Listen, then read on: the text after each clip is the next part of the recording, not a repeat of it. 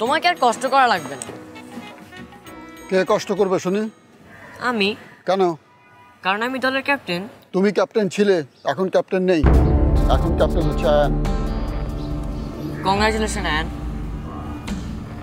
দলের ক্যাপ্টেন না হলেও আমি দলের জন্য জান প্রাণ দিয়ে খেলবো।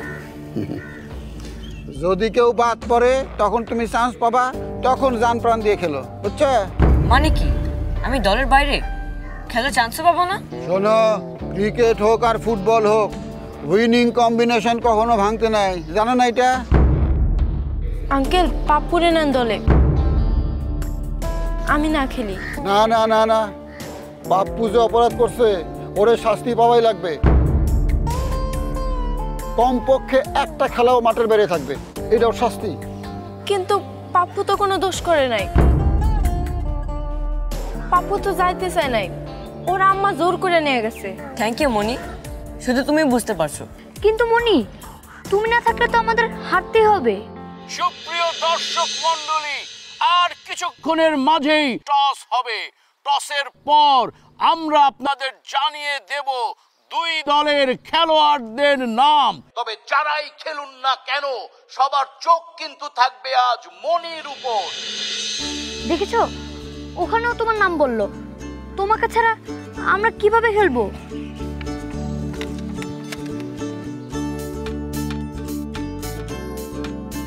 কারে যে বাদ দে। আঙ্কেল আমাকে বাদ দেন, আজকে আম্মু বকা দিয়েছে তো আমার মনটা খারাপ। শিওর? আয়ান, তুমি টস করতে যাবে, বাকিরা চলো আবার প্র্যাকটিস করি একটু। আপনি কি দেলোয়ার সাহেব? জি। আপনাদের টিমে একটা মেয়ে খেলে, তাই না? খেলে তো কি হয়েছে? কমিটি থেকে কড়াভাবে বলা হয়েছে এটা ছেলেদের টুর্নামেন্ট, এখানে কোনো মেয়ে নিয়ে খেলা যাবে না। এই নির্দেশ না মানলে পুরো দলকে বাদ দেওয়া হবে।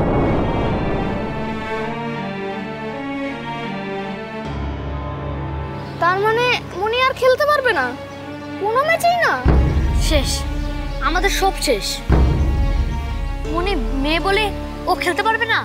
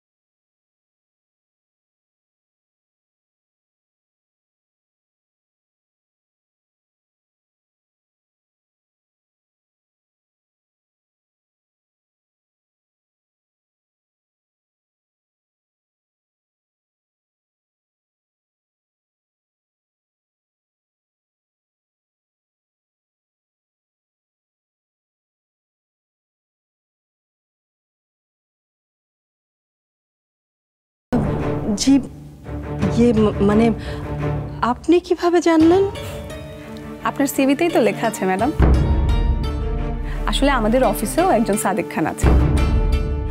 আমাদের অফিসে বলতে অন্য ব্রাঞ্চের ম্যানেজার, খুব বাজে একটা লোক। তাই নাকি?